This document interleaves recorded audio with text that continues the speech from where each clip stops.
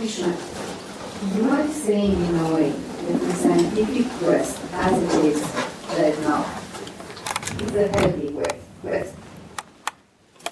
And the religious quest is totally unhealthy. No, not unhealthy, primitive. We have remained Primitive and lagging. unhealthy. Unhealthy in the sense that we cling to things which are untrue. Although in science, To illusions and so on. illusions. In science, when you see that something it's not demonstrated, you put it aside. So probably the healthy approach will be from science from starting with science, no? Yes, but the scientific method cannot be applied because you can't do that kind of experimentation, which we talked about in the first slide. Yes and no, because you can observe. Yeah. But you see, when I observe, my opinions and my conditioning affects my observation, and that's different from your observation because your conditioning and your memories are different from mine, and therefore very difficult to be objective in it. Whereas when you are observing a stone fall, neither your conditioning is interfering nor mine. So we just observe and record and we agree that this stone falls. Exactly, therefore it's healthy. That's right. Yeah, but it's easier there, right? Yeah. In this quest, you can't do that kind of modeling and then testing out the model. That method doesn't apply, no? So here, it is true that ultimately we share the same consciousness, and therefore the truths are the same for you and me. But the blocks in each one of us are on account of our predispositions, our training, our opinions, our particular brand of illusions. If you have been brought up as a Christian and so on, you react very differently to the same facts, and you perceive things very differently. So to free the mind of these distortions is a first requirement for the discovery of truth. And that's why Krishna kept on stressing the need to be free of conditioning. Free doesn't mean that it ends. You can't wipe out the memory. But if you become aware of the fact that there is the importance you are giving to this memory just because it happens to be stored in your brain is illogical. The other person was brought up differently and has different memories. So his opinion and your opinion are two conditioned opinions, and there is no reason your conditioned opinion is closer to the truth than his. Yeah. So doubt both. So doubt the responses of your own brain just as much as you doubt the others. Mine is better than yours.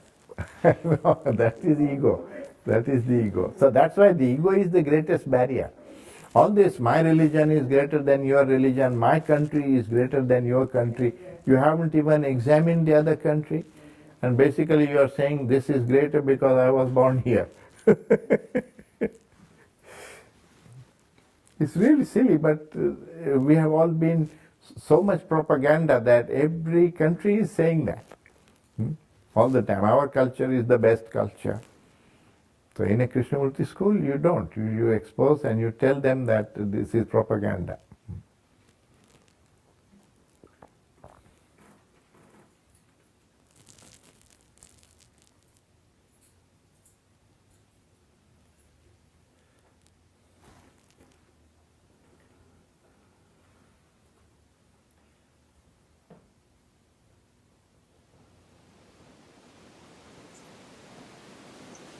I wonder, and this may be in the realm of religion, but there's a sense of when you see something utterly beautiful, like a flower, brand new, just open blossom, pink and white, and just utterly exquisite. And there's a stopping, and you're just looking at it. And there's a feeling that one has at that time, but you're not inquiring into anything, you're just there.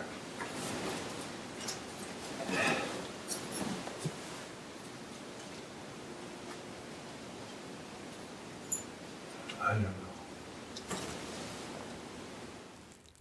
You see, sir, this insight is a very mysterious thing. How does the human mind make a foray into the unknown, pick up something which is completely new, and bring it into the field of the known? Take the case of Einstein, because it's recent, 20th century. He was trained in classical physics, where space and time are completely regarded as separate entities, never affecting each other.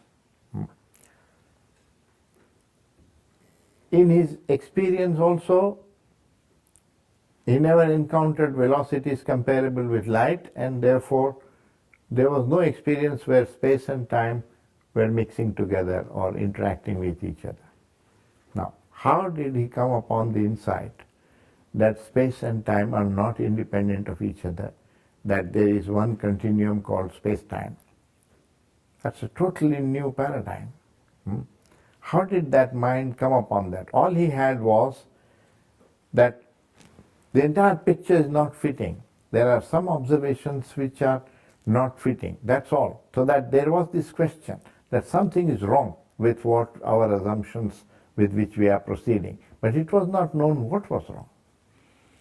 And he suddenly had this deep insight that it's wrong to think that space and time are independent of each other. And that brought about relativity, and that brought about the fact that mass changes with velocity, and a completely different view of nature. How does the human mind have this capacity? It has this capacity. And yet it is not causal. It is not created by the known. From the known to the known is causal. But from the known to the unknown is not causal. How did the Buddha break away from all his Hindu training and discover something new? That casteism is false. How does a mind discover that something is false and end it? What it knows is false. And it's been assuming it to be true. But it has somehow this capacity for insight of discerning that this is false and therefore dropping it. Both in science and actually also in art and music, that's how totally new forms of music, totally new forms of art are evolved. There is also, of course, a lot of invention, which is putting two and two together and making something new. All the engineers are making all kinds of new gadgets which were not there previously. 10 years ago, this laptop didn't exist, right? We are making. But this is a product of the known. It's not from the unknown. So invention is different from creation. Creativity is really mysterious, and that is the pathless bit which Krishnamurti talks about. The truth is a pathless land. What is pathless is how do you go from the knowledge of the truth or the idea of the truth to the perception or the realization of that within yourself. That's an insight. And without that insight, there is no transformation of consciousness. There is only transformation of ideation. Opinions change. Today you are a communist, tomorrow you become a capitalist. Your theories in the mind have changed. But consciousness doesn't change. You remain exactly the same person. Just your ideas, it's a mental property. It's an accretion. You had a certain, like you have physical property, you have mental property. That mental property changes, doesn't transform you. Just as I change my house, it doesn't transform me. It's just like that. So the knowledge does not transform consciousness. Insight does. Because insight ends illusion. It's really a matter of unlearning the false. Because we grow up with a lot of false notions, not aware that they are false. Therefore, they constitute illusion. Illusion means you are taking something to be true when it is not true, or you are giving tremendous importance to something when it's really not important. Is there any difference between the unknown and an implied kind of absence? So taking this gentleman's example, or no, it was your example of the inability of the old classical physics to explain the relation between time and space.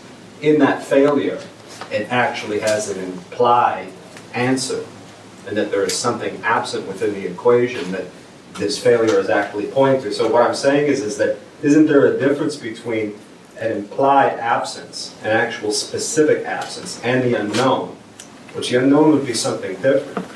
But for instance, to find the solution, to find that which harmonizes time and space together, may be something that was inferred out of an absence rather than a contact with some mysterious unknown. Did I make that clear? Yes, but I think that there is a role of the known because the known creates the question. It created the question in the mind of Einstein that something is wrong. What is wrong? Right? That's the question. What is wrong? He is exploring. In that state of exploration, to some scientists, a deep insight takes place. Those are creative scientists, and we don't know how that creativity happens. Whatever, whether it was relativity or it was quantum mechanics, whenever there is a complete shift of paradigm. But a lot of scientists work within the paradigm, adding data, adding that is all part of the known, working with the known and into the known, creating from the known. But when you have a complete shift in paradigm, there is in fact a very good book on this. It was a PhD thesis in the philosophy of science by a man in MIT who did this research on how these paradigm shifts have taken place in science. So it's called The Structure of Scientific Revolutions. The structure of scientific... Thomas Kuhn. And there he talks about this, that there is this insight, yeah, which suddenly changes the paradigm. And lots of people for years together are working on it and just adding more and more data. But there is this one creative scientist who comes along and changes the whole worldview. So the relativistic view is quite different from the Newtonian view, and the quantum mechanical view is still another completely different picture of the world. So complete paradigm shifts of this nature require kind of insight into the unknown. Yes, and it's completely different from saying. And it's mysterious because it has no causal relationship. Right. So it's related to what Krishnamurti is talking as the pathless land. Because how does the mind discover? The truth is unknown. And from the unknown he's picking it up. So there's no way that an implied kind of emptiness would ever fulfill the criteria to have this kind of breakthrough, right? No, the emptiness is the end result of self-knowledge.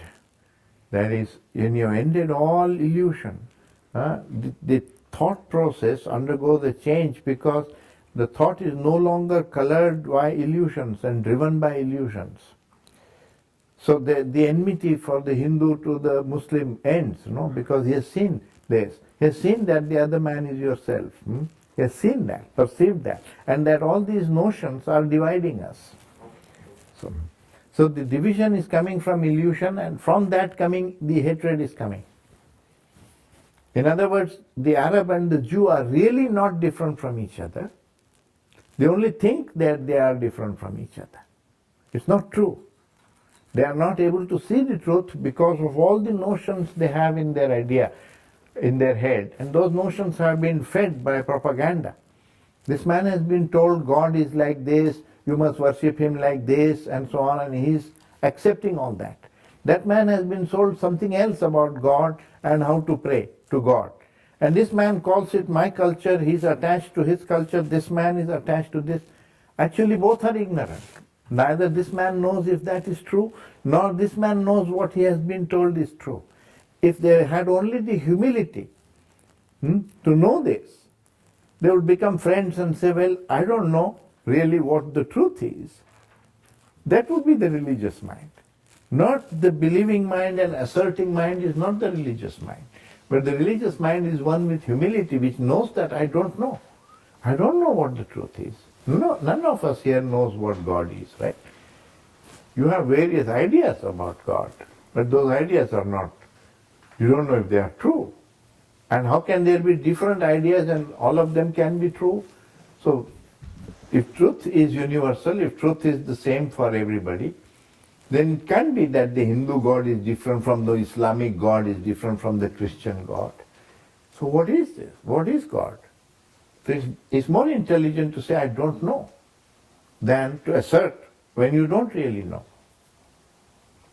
That's all.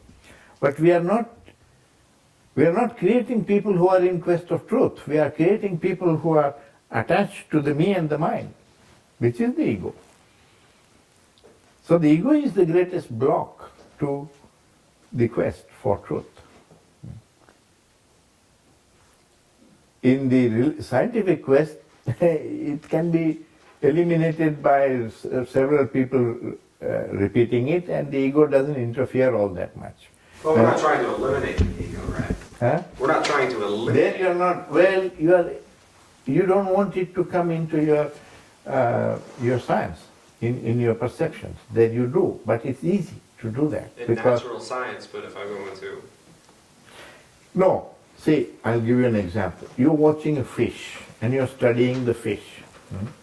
Now you're observing how does it lay eggs, how is it born, what does it eat, how does it sleep, how does it swim, and so on. My desires don't enter into it. I don't say, what stupid fish, it should not be like this, it should be doing something else. But when I observe my child or my wife, all those notions come in. They say, you shouldn't be doing this and that and so on, right? You can't just observe. All your opinions begin to interfere. That's it. So it's so easy to be objective when you're looking at a fish or even still better a pendulum. Your desires don't interfere.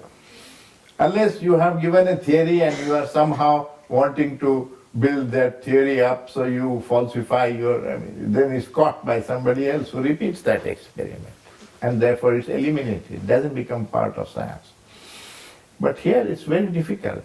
One man comes up with some imagination which is not the truth, and he posits it as the truth, and the other, he has a group of followers, and somebody else comes up with something else, and he has a group of followers, and these followers say, you are nasty fools, you don't accept our hero, and so on.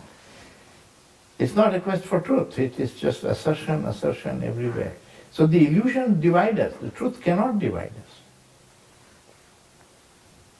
Including all these national boundaries and so on. We have just created this mess.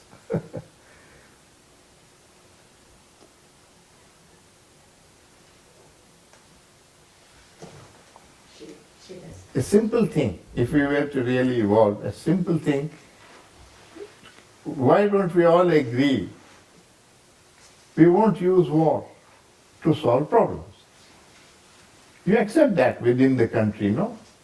You can't kill your neighbor, you have to go to a court of law, complain about him, accept what the judge says.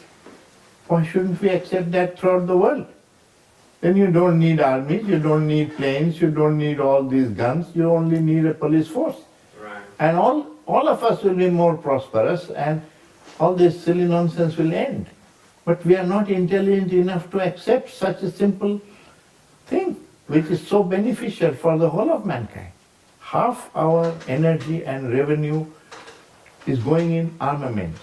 Well, it always depends on the other has to accept it as well. No, but humanity as a whole.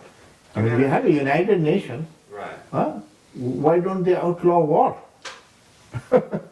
Instead of going and making peace between two warring factions. I don't know. Somewhere we are not intelligent enough to do that, or we don't want to do that. Because self-interest and everything. But the self-interest always makes me want to self-protect. I can never be assured of your intentions or your motivation. That's the thing to me. Yes, but in that sense, the greatest illusion of mankind, universal illusion, if you like, is that human beings think that acting and approaching life out of self-interest is in their self-interest. It's not. Right.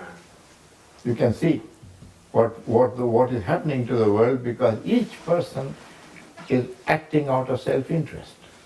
And we are destroying each other doing that. So self-interest is not in our self-interest. And therefore that's the illusion. The illusion is that the man thinks it's profitable to approach that way. That's why he's doing it. If he saw that it's a danger, he doesn't approach fire, right? He's very clear that this fire will burn me. He's not clear that this egotistic approach is going to burn me. Actually, it's much more dangerous than the fire. Right. But he's not aware of it. He's not aware of the danger. That's the illusion, deep-rooted illusion. And to end that illusion is part of the religious quest. But we have not promoted the religious quest. We are distracting our children into this quest for money, for house, for knowing about why the sun shines. That is more important than understanding oneself. We'll discuss it more when we talk about education. That is the reason why Krishnamurti wanted to change education. Because he saw that first you are conditioning the child into all this, and once becomes adult, then it's too late to teach him. He is already conditioned and his perceptions are colored, he has already taken sides. It's so difficult to take an example, it's so difficult for an Indian to sit impartially in judgment over the Kashmir issue. He has already taken sides with his own country, no? Like you take sides with your son. So when he fights with your neighbor's son, you are on your son's side and he is on his son's side. It's just attachment. So it's impossible to be impartial. This partiality is self-interest. Self-interest is partiality, favoritism. Me and the mine is superior to you. This can't end. Everybody loves only their children first. Yeah, but if you love your children, you don't want them killed in war, right? This is ultimately leading to war.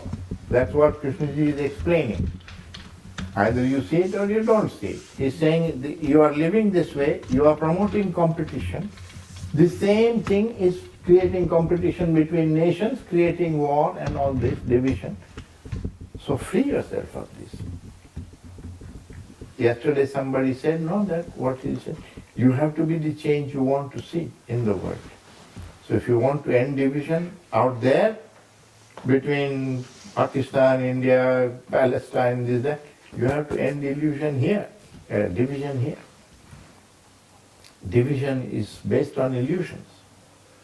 It's illusion that there's Hinduism, I have called myself a Hindu and I am divided from you because you are Christian. It's an illusion. You are a human child and I am also a human child growing up in two different parts of the world. That's all. And you have given tremendous importance to where you have grown and where you were born. Why? What is the importance? It's propaganda which the mind is caught in, but it's not aware that it is in propaganda. That's what is illusion. Yeah.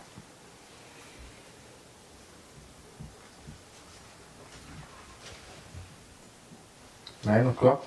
Shall we end it? Okay, thank you.